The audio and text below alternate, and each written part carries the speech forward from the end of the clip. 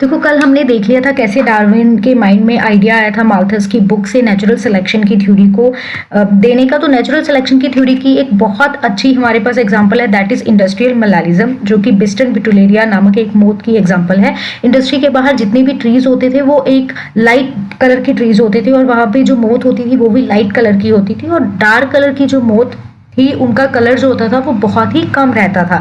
लेकिन फिर क्या हुआ, पोल्यूशन की वजह से जो ट्रीज थे उनका कलर डार्क हो गया, जिसकी वजह से व्हाइट मौत अगर कभी भी ट्री के ऊपर बैठती थी तो उनको बर्ड्स जो है वो खा लेते थे।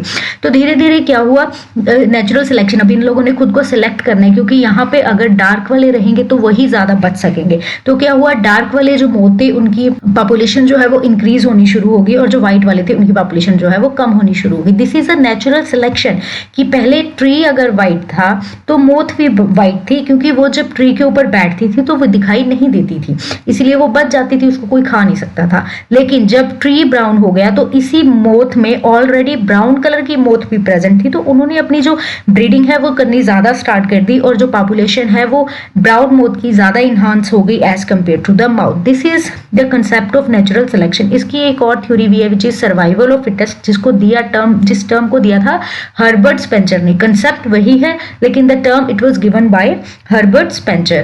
देखो यही है हमारा नेचुरल सिलेक्शन, जिसमें क्या बोला गया है, जैसे लेमार्क ने तो क्या बोला था कि इन्होंने अपनी गर्दन को खींच के लंबा कर लिया क्योंकि नीचे जो है वो सारा घास खत्म हो गया था, नीचे की पत्तियां भी खत्म हो गई थी, तो खींच के इन्होंने एक्वायर्ड कैरेक्टर जो था वो आगे ट्रांसफर हो गया।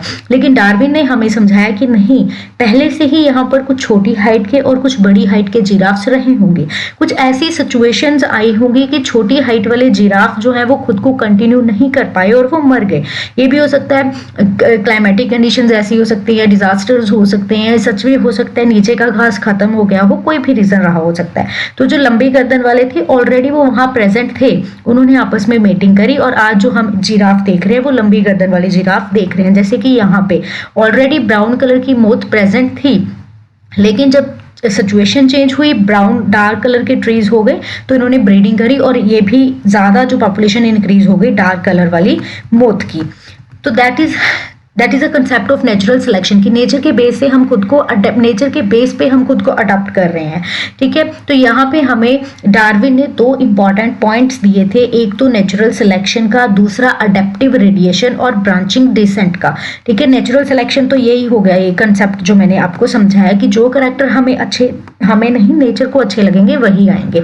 अडेप्टिव रेडिएशन का क्या है कि जैसे कहीं पे एक ही कोई बर्ड की टाइप रही होगी, ठीक है, यहाँ पे एक टाइप के बर्ड्स रहे होंगे, जैसे सीड ईटर थे, वहीं से ये जो सारे टाइप के जो गैलापागोस आइलैंड पे हमें बहुत सारे बर्ड्स मिलते हैं जिनको डार्विन फिंचेस के नाम से हम जानते हैं, तो वहीं से ये सारे बन गए होंगे। मतलब एक ओरिजिन उनका एक रहा होगा, वहीं से दो तरह की अलग अलग स्पीशीज बन गई होंगी, वहीं से और टाइप की स्पीशीज जो है वो आगे निकल गई होगी। मतलब मेन उनका जो एक ओरिजिन रहेगा वो सेम ही रहेगा। जैसे कि हमें फिंचेस की एग्जांपल मिलती है, उनका एंसेस्टर्स जो है वो कौन है, सीड ईटिंग फिंच। मेन जो एंसेस्टर है वो सीड ईटिंग फिंच है, लेकिन उसके बाद जो फिंचीज हैं वो अलग से डिवाइड हो गई हैं। कुछ फिंचीज जो ट्रीज पे रहना पसंद करती हैं वो अलग से उनकी एक ब्रांच निकल गई, जिसमें फिर वेजिटेरियन जो फिंचीज हैं वो अलग हो गई और इंसेक्ट ईटिंग फिंचीज हैं वो अलग हो गई। फिर ये जो इंसेक्ट ईटिंग वाली थी इनमें से भी वुड पैकर एक अलग टाइप निकल गई। तो इसी तरीके से हम समझ सकते हैं कि जैसे कुछ खाने के बेस पे अगर देखें तो कुछ कैक्टस जो है वो ईटर थी, कुछ जो ग्राउंड पे जितना भी घास होता है उसको खाती। तो इस बेस पे हम लोग मान सकते हैं कि जो फिंचेस थी पहले उनके जो इंसेस्टर्स थे they were seed eating, which is a important point कि सारे जितने भी थे वो कौन थे, सीड ईटिंग वाले फिंचेस ही थे। लेकिन धीरे धीरे वो आइसोलेट हो गए, अलग हो गए और वहीं से स्पीशीज जो हैं उनकी डिफरेंट स्पीशीज जो है उनकी बन गई, लेकिन उनका ओरिजिन जो था वो एक टाइम पे एक ही रहा था। हम ये देख रहे हैं यहाँ पे कॉमन एक कैक्टस फिंच है और यहाँ पे ग्राउंड फिंच है, इन दोनों ने आपस में मेटिंग की और एक नई तरीके की फिंचेस हमारे पास आ गई जो कि हाइब्रिड है। तो ऐसे ही हमारे पास नई जो स्पीशीज हैं उनका अगर हम बोले ओरिजिन जो है वो हो गया होगा।